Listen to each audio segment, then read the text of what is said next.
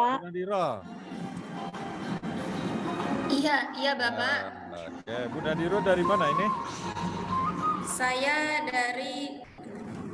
dari MI Al Amin Muhammadiyah 06 Tunggul Paciran Lamongan. Oh, Jawa Lamongan, Timur. Jawa Timur juga ya. Oh, iya, boleh.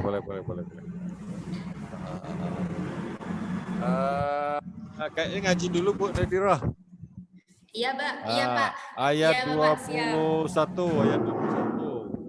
Surat Al-Baqarah. Surat apa, Bapak? Al-Baqarah. Surat Al-Baqarah. Ayat 21. Ya, sebentar, Bapak.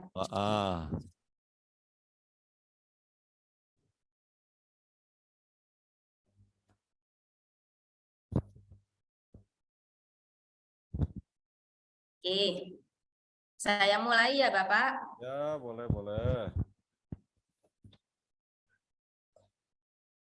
A'udzu billahi minasyaitonir rajim. Bismillahirrahmanirrahim. Wa idh qultum ya Musa lan nasbiru ala ta'amin wahidin fad'u lana rabbaka yukhrij lana Ayat berapa, Bu? Ayat berapa? Ya Allah, saya salah. Iya Pak, benar. 61. Saya kira 21 tadi. Oh iya Pak, udah ini. Oke. Saya ulangi lagi ya Pak. Ya. A'udzu billahi minasyaitonir rajim. Bismillahirrahmanirrahim. Ya ayyuhan nasu u'budu rabbakumul ladzi khalaqakum walladzina min qablikum la'allakum tattaqun. Oke, cukup. Sudah?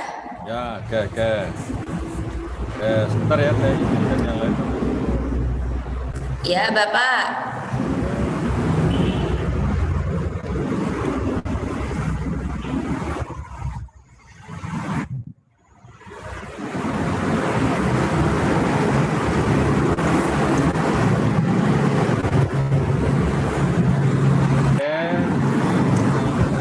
Kita ke RPP Bu Nadira. Ya. Nadira, mana nih Nadira? Ya, oke. Itu, Pak. Ya.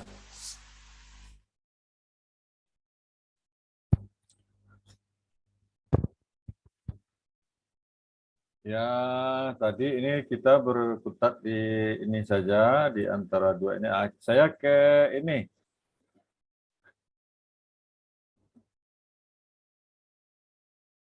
Pendekatan sudah, yang ini yang belum. Nah, ini.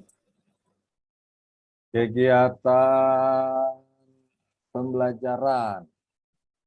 Pertemuan Iya, Bapak. pertama, ya pendahuluan, orientasi, persepsi, motivasi.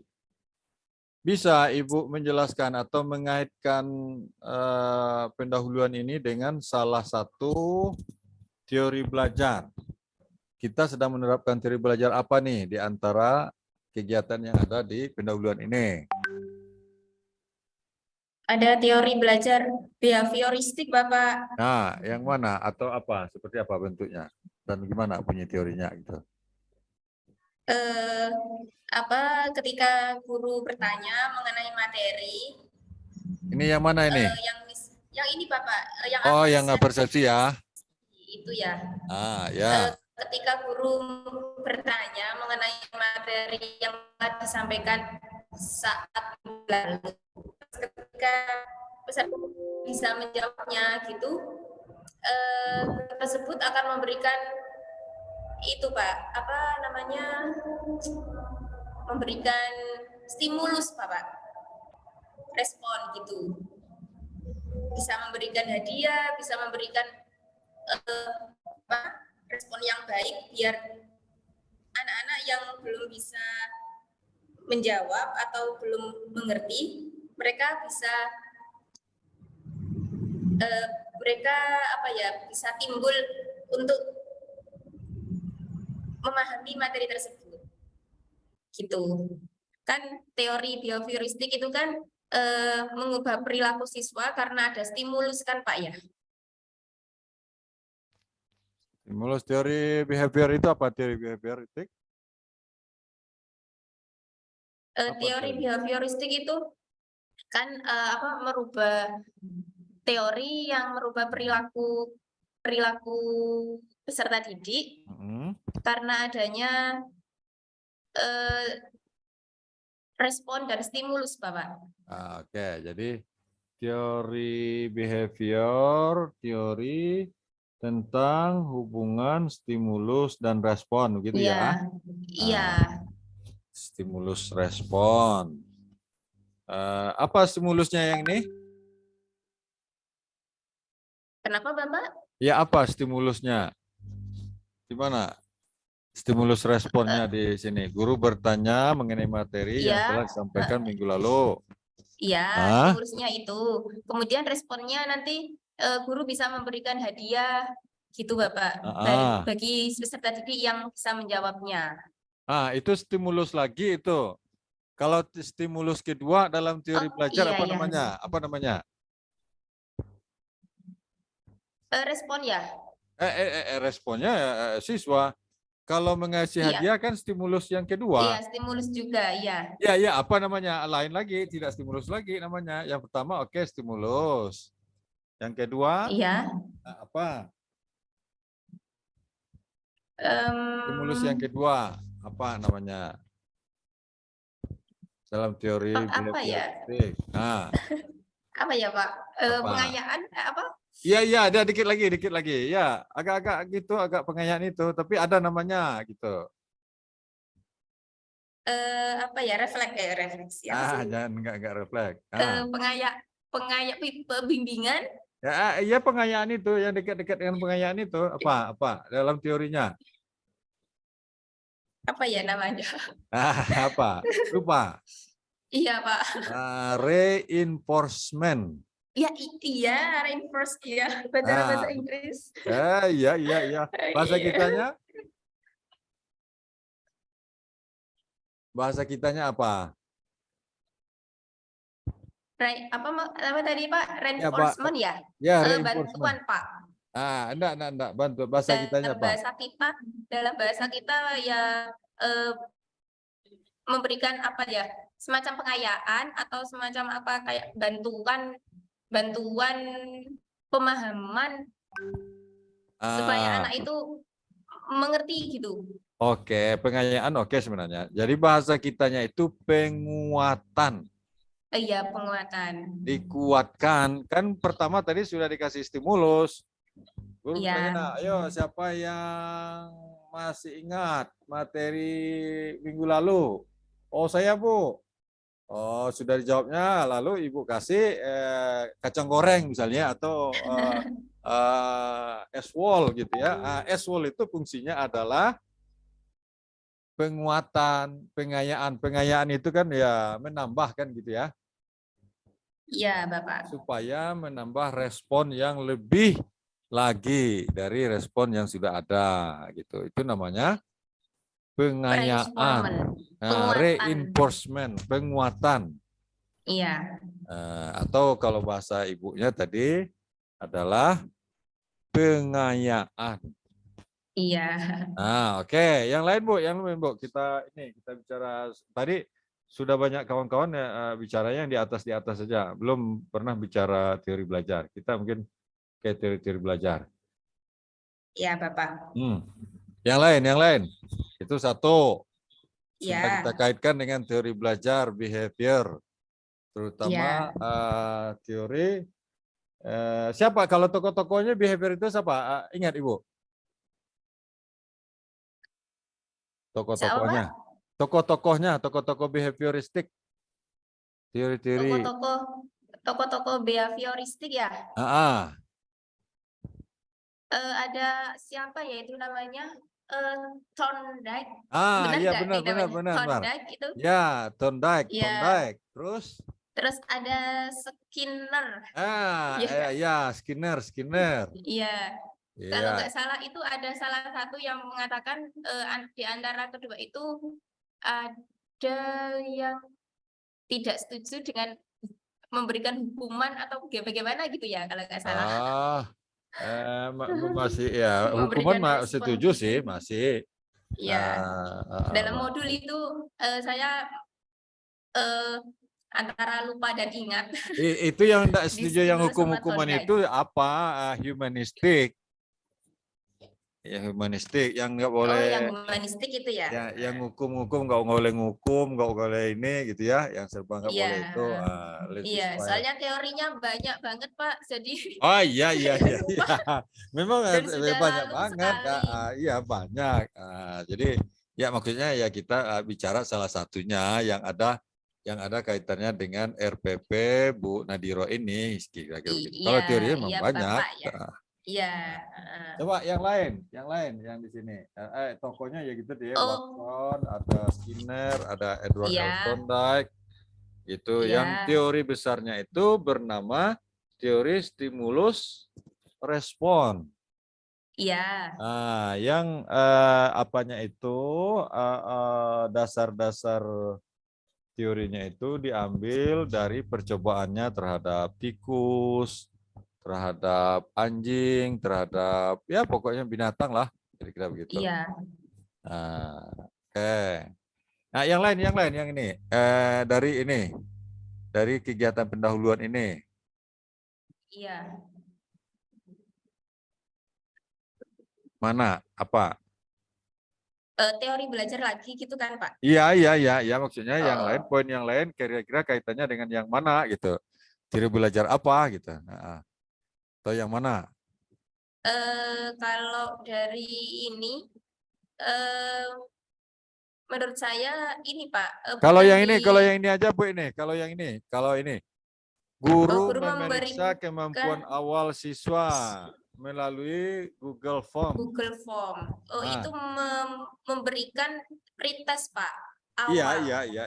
Itu dengan teori belajar apa itu kaitannya kira-kira? Kognitivisme. Gimana katanya? Teori kognitivisme itu kan kognitivistik itu kan berkaitan dengan pengetahuan Bapak. Iya. Kognitif itu kan. Jadi apa ya? Menurut saya. Ya, dengan adanya saya memberikan soal pretest dulu kepada anak-anak sebelum pembelajaran dimulai, berarti saya mengukur pengetahuan mereka, Pak. Sejauh mana dia mengetahui tentang materi ini, gitu. Mungkin seperti itu, Bapak. Ya, tidak salah sih, Bu. Tidak salah. Tapi ini masih ada kaitannya dengan teori behavior tadi. Gitu. Jadi ya, teori Pak. behavior itu melahirkan banyak hukum. Perilaku ya. Banyak hukum belajar maksudnya. Ya. Di antaranya ada law of effect, law of exercise, law of readiness. Ini kira-kira kaitannya dengan law yang mana ini? Hukum belajar apa ini? Law of effect, Bapak. Kalau law of effect itu bahasa kitanya apa? Kenapa, Pak? Kalau law of effect itu bahasa kitanya atau penjelasannya seperti apa? Law of effect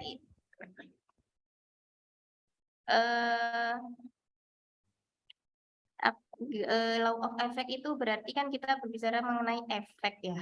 Efek itu bahasa kitanya? Efek. Berarti kan apa ya maksudnya itu perilaku. Efek dari ini berarti nanti perubahan, Bapak. Ya, efek itu akibat, manfaat. Itu law of effect. Apa maksudnya gitu?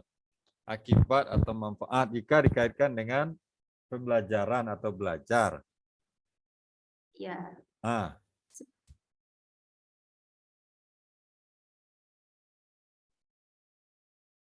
Bisa dikaitkan dengan belajar? Bisa, Bapak. Nah, coba.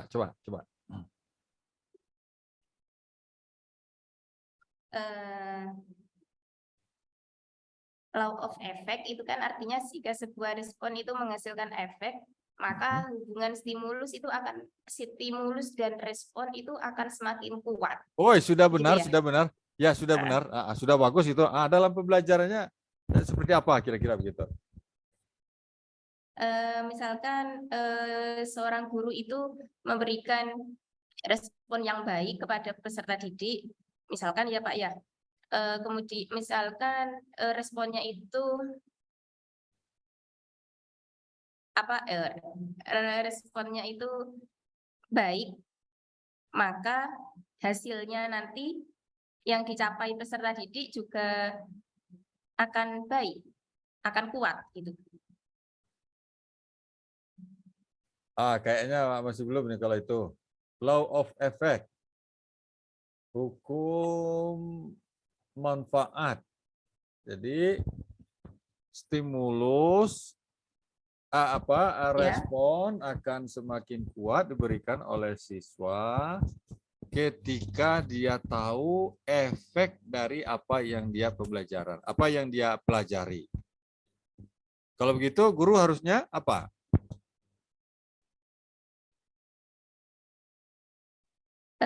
Menguatkan stimulusnya. Iya, menguatkan stimulusnya itu dengan cara apa gitu? Dengan menggunakan hukum law of effect.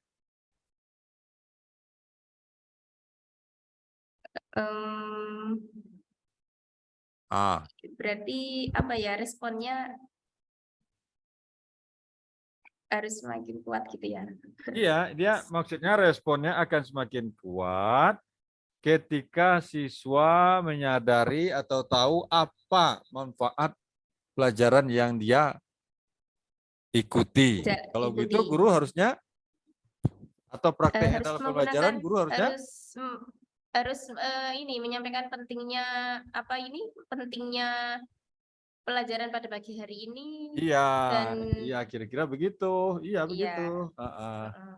Jadi harapannya siswa tahu belajar ini toh ada manfaatnya. Ada manfaatnya.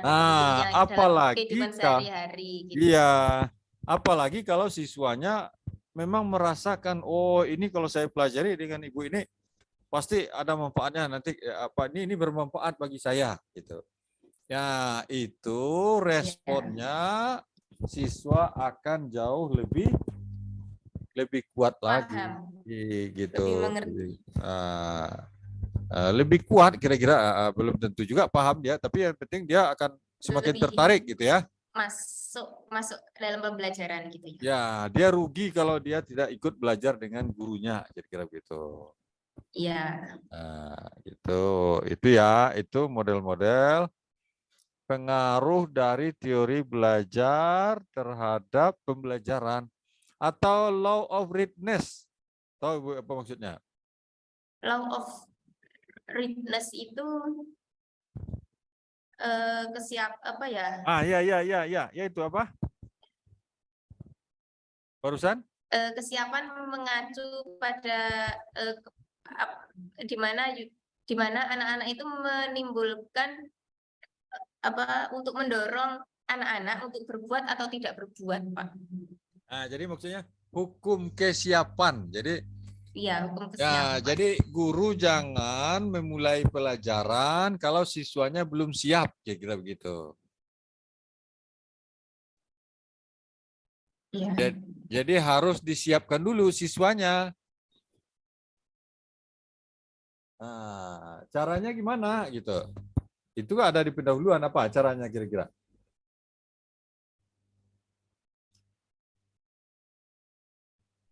Benar, Pak. Kenapa, Bapak? Kan hukum law of readiness, hukum kesiapan. Iya.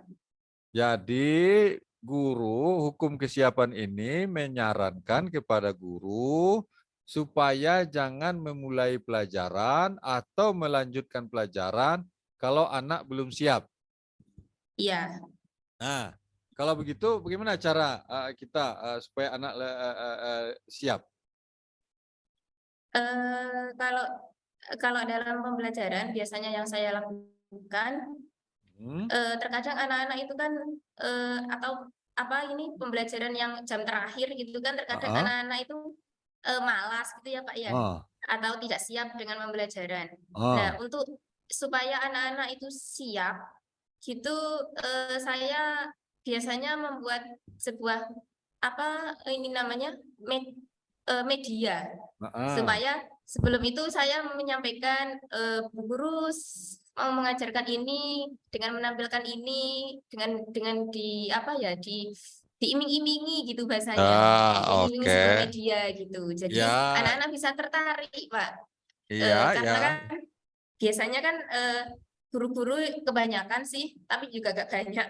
Guru-guru itu kan eh, dengan ceramah gitu, Ah, mencatat gitu ya. hmm. Itu. Jadi untuk membuat anak-anak siap, biasanya saya itu membuat media agar anak-anak lebih tertarik, lebih menyatu dan apa meskipun dia dalam hatinya dia merasa tidak suka misalkan dalam pembelajaran ini, dia bisa suka gitu karena dalam proses pengajarnya guru tersebut berbeda dengan guru yang lain. Seperti itu, Bapak. Oh, oke, ya, oke, tidak masalah. Ya, iya seperti itu. Ya, tapi intinya bahwa ya itu tadi guru tidak boleh memulai pembelajaran kalau anak belum siap. Kalau begitu Iya, disiapkan dulu anaknya. iya. Nah, termasuklah ya jangan kalau anak-anak perutnya lapar ya kalau bisa jangan jangan belajar dulu dengan ibunya. Jadi supaya dia siap dia suruh dikasih bakwan dulu gitu. Iya, Bapak, ya. Paling tidak diberi dia kesempatan makan bakwan atau makan apa gitu. Atau misalnya yang lebih substansi lagi, ya guru memeriksa kemampuan awal siswa ini juga bagian dari aplikasi supaya mengantarkan siswa lebih siap, gitu. Atau misalnya mengabsen berdoa. Ini semuanya Iya, hampir semua teori-teori behavior yang diterapkan di bagian awal ini. Law of effect menyampaikan apa? Itu menyampaikan tujuan, mengaitkan pelajaran hari ini dengan apa?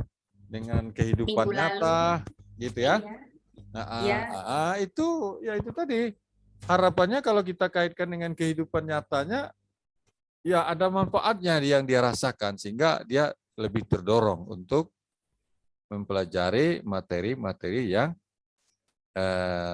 dia sampaikan atau apa yang akan disampaikan oleh gurunya. Termasuklah ini menyampaikan garis besar kegiatan pembelajaran iya, supaya Bapak. supaya siswanya lebih termotivasi. Iya, Harapan iya. teorinya terserah mau termotivasi dia atau tidak gitu. Tapi teorinya ini berharapnya begitu gitu. Oke. Ya, yang kita masuk ke bagian penutup. Iya. Guru. Nah, ini kira-kira dengan teori belajar apa yang bisa Ibu kaitkan kira-kira ini? Menurut saya, Bapak ya, Ah, ah, ah. apa dari kegiatan inti sama kegiatan penutup itu saya pakai teori beda dengan teori tadi, Bapak. Ah, Saya pakai teori konstruktivisme oke. menurut saya. Oke, Itu. konstruktif Nah, itu oke, menarik, konstruk menarik, itu kan menarik, menarik. membangun. Ah, ah, ah. Oke, oke. Konstruk itu kan membangun ya, Pak ya. Oke. Membangun Ah. membangun peserta didik gitu. Ya, oke, oke. Supaya Gimana? Teori konstruktif itu menyarankan seperti apa? Atau gimana bunyinya? Atau Ya, meaningnya atau isinya kira-kira intinya? Teori konstruktif gimana? Teori konstruk itu kan artinya membangun, Bapak. Ya, ya. Jadi membangun pemahaman kepada peserta didik, dan guru itu tugasnya hanya sebagai apa ya, yang bisa dikatakan pengawas gitu aja. Maksudnya guru itu tidak menyampaikan materi secara mendalam, cuman anak-anak diberi sebuah masalah gitu. Nanti anak-anak yang menyelesaikan masalah itu sendiri gitu. Karena menurut saya di RPP ini kan disuruh itu Pak ya, di formatnya itu kan disuruh untuk pakai model problem based learning atau PBL itu kan. Jadi menurut saya PBL itu kan masuk dalam teori konstruktivisme gitu Bapak. Nah, oke. Tidak salah Ibu itu, ya sudah benar. Sudah benar, tapi kata kuncinya tadi di teori konstruktif itu ya kalau membangun sudah oke ya. Iya. Sudah oke, tapi mungkin ditambahkan sendiri. Paham maksudnya? Iya. Nah, apa maksudnya? Selain membangun gitu ya Pak ya? Iya, enggak. Ya memang bukan selain membangun, ditambahkan klausulnya tambah sendiri. Oh, tampak sendiri. Oke. Apa maksudnya kira-kira? Maksudnya kalau tidak salah, ya anak-anak belajar bersama setiap kelompoknya gitu. Berarti peserta didik belajar dengan peserta didik yang lain gitu. Nah, itu lain lagi. Oke. Saya mau jelaskan begini. Ini teori konstruktif, sebuah teori yang inginnya teori itu seseorang atau anak atau peserta didik dia bisa membangun sendiri pengetahuannya. Ya, itu. Makanya tadi Ibu sedikit lagi tadi, kalau begitu guru perannya apa? Guru cukup perannya itu fasilitator, motivator. Ya, fasilitator. Nah, gitu, tor begitu. Fasilitator, mediator gitu. Nah, jadi biarkanlah sendiri dia bekerja siswa bekerja sendiri, dia nemukan, dia bangun sendiri pengetahuannya. Ketimbang ibu ceramahi gitu. Kalau ceramahi itu bukan membangun sendiri, itu ibu yang membangunkan. Iya. Gitu.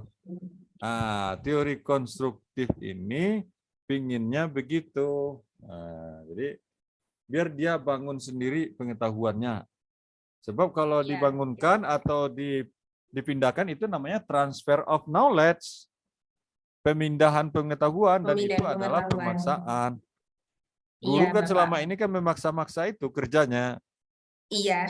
Nah, bukti iyanya itu misalnya ketika ujian lalu jawaban anak tidak cocok dengan apa yang diajarkan, salah.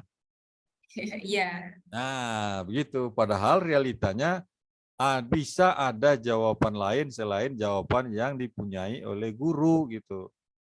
Jadi guru jangan memaksakan apa yang di kepalanya dimasukkan ke kepala siswa, belum tentu. Jangankan siswa, anak sendiri juga disuruh beli korek api, yang dibelinya ini bakwan atau gula-gula gitu. Disuruh beli ini, dia dibelinya paket gitu. Gitu kan. Itu teorinya konstruktif, menyarankan begitu gitu.